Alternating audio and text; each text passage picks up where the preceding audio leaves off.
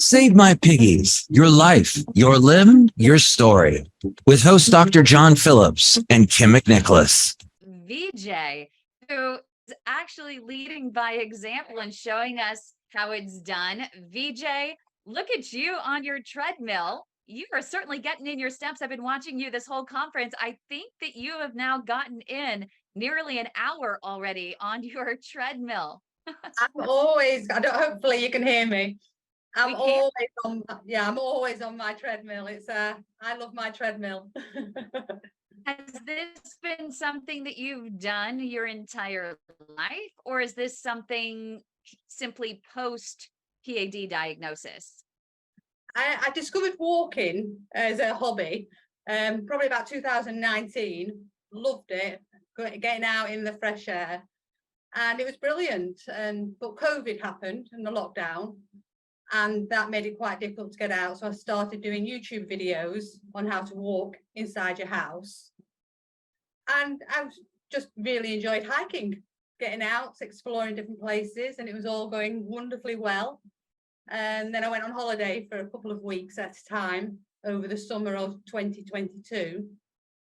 And then when I came back, I went to go on a hike in September last year, and my legs started cramping. It just suddenly, after walking 20,000 steps every day at least, just set off walking as normal, and it's like, oh, my legs hurts.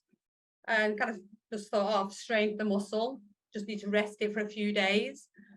So I rested it for a few days and then tried to walk again. And I got around about 150 meters and it just started cramping again to the point where I had to stop.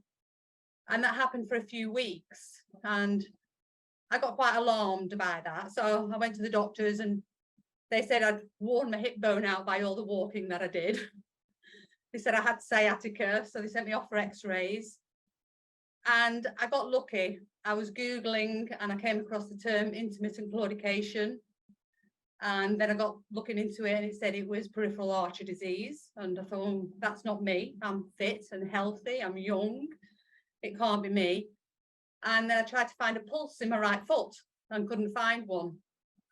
So I went back to the doctors and said, just humour me. Just check my right foot and tell me you can find a pulse and I'll leave you alone in peace. And he couldn't find a pulse in my right foot either.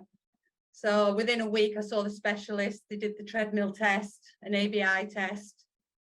And then they told me I had P.A.D. They did an ultrasound as well. So they detected where all the blockages were. And it was weird because I loved what Kevin was just saying about good pain versus bad pain. I think for a few weeks, I barely walked because I thought I was doing more harm than good. I was scared because I thought I'd damaged the muscle and you should rest it. And as soon as I found out I had P.A.D, it just, to me, it just, well, then it's a fight to be fought and I'm going to win it. And it was just right. And I just got immediately back to walking, went off hiking, climbed hills and mountains and just thought, stop this, I'm not having it. And I've just walked every day since. For me, I embrace the pain. I think it's a good thing. It means that I'm working the leg hard. It means that I'm pushing through those collateral arteries. And I don't like pain. I don't think anybody likes pain. But for me, it just makes me feel like I'm achieving something positive. I'm achieving what I'm meant to be doing. And when I found that after about 6 months, walking in itself wasn't causing any problems at all, I could walk miles and miles and no pain. That's when I started aiming for the mountains really high because hill climbing was still hurting. So that's why now, at least once a week, I've downloaded the All Trails app. So I find a nearest hill, nearest mountain, and just get in my car and I just drive to it and I just set off and I just walk it. And I just feel really exhilarated afterwards. I feel great and I love it. So then I heard about the Yorkshire Three Peaks challenge and I thought, well, I'm doing it. Explain the Three Peaks challenge for people who don't know how rigorous this is and what you accomplish. The crazy thing is a lot of people can't do it, even if they don't have P.A.D, even if they're regular gym goers. So I felt really scared trying to do it me without, years of training. But basically, It's a circular hike. It's 25 miles, and you have to complete it within 12 hours to get the medal and tick off the challenge.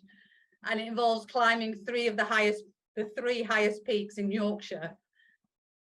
And it's relentless. I did it in 11 hours and 32 minutes, and I had to run most of the last 9 miles back. And I don't run, but I just was, when I got to the top of the third peak, I thought, I can do this. I've got to get there before that 12-hour mark. So yeah, just went for it, hit the ground running, and made it. Incredible. It's interesting though that your claudication started when you started your walking regimen, and that must have been a little frustrating for you, right? Were you active at all before? What was a day in the life like for you? Walking, I was desk based. I'm an academic, a researcher like Kevin. So I sat at my desk all day, every day. I love reading. I love my books. So I just would get up in the morning. I'd sit at my computer all day, all evening.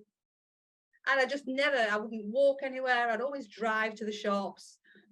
And I was feeling a bit despondent, like I didn't have a goal or something, a hobby outside of work. And I got talking to my friend, and she said, well, I love going walking. You should come with me. So I went on a walk one Sunday, and I just loved it. I felt exhilarated. I felt really, really exhilarated. And I intrinsically knew that I'd found my new passion in life. I just knew. I just looked at her and said, this is me. This is what I want to do with my spare time. And that's why when I got diagnosed and the claudication kicked in, I really cried because I thought, I'm never going to hike again. How can I hike now? It's a dream gone, and what am I going to do with myself? But yeah, I think everybody feels like that when they get the diagnosis. It's a real sense of overwhelmingly panic. But then, Kim, I found your group, The Way to My Heart, and I posted in those very, very early days of my diagnosis, and I think it was Kathy who replied, and Patricia Kennedy replied, and they were like, forget this. This isn't a death sentence. You've got it. Keep going, and you're going to be absolutely fine. And you said about the lady who was in her 80s or 90s. She'd had it for years. Yeah. And it was just so comforting. I can't express my gratitude to your group and to yourself for giving me that reassurance that I needed in those very first few days of being diagnosed. I was just so overwhelmed by everything. And to be told that it doesn't need to be a death sentence, you can do all of these things. I got lucky as well. The specialist at the hospital, I just wanted surgery because I thought, all right, you have surgery, they fix it, it goes away. And the surgeon just said to me, he said, you're really young. It's got a life expiration date on these surgeries. So leave it to the very last chance. He said, if you come to me and say you can't function day-to-day life because you're in so much pain, we will do the surgery then. But don't rush it. And I was so lucky because I hear the horror stories where people have just gone in very early on and said, right, we'll do bypasses, we'll do this. And so they didn't. You just sent me away with a walking regimen. And you were saying something right earlier. And it's, go ahead. What you were saying to Kevin is that I was already doing 20,000 steps. So it was really scary when the doctor was saying to me, well, all you've got to do is walk for 30 minutes a day. And it's like, I'm already doing that. So how is it going to make a difference if I'm already out there walking? I'm walking 20,000 steps. Yeah. Like, how many more steps do I need? Well, that was a dangerous thing. Okay. That's when I started going up to 30,000 a day, thinking, well, I've got to do more steps. And I ran out of hours in the day. You know, there's only so many hours you've got. And that's when I realized I needed to find more effective ways of walking. So the hill climbing, hiking over mixed terrains, making it more challenging itself. And that's when I really started pushing the hiking and the hill climbing. And I love it now. I genuinely love it. It's brilliant. Good for you. I am so inspired. Please keep it up. And thank you so much. I know that it's always tough to share the story, but you have such a contagious energy, and we really appreciate you.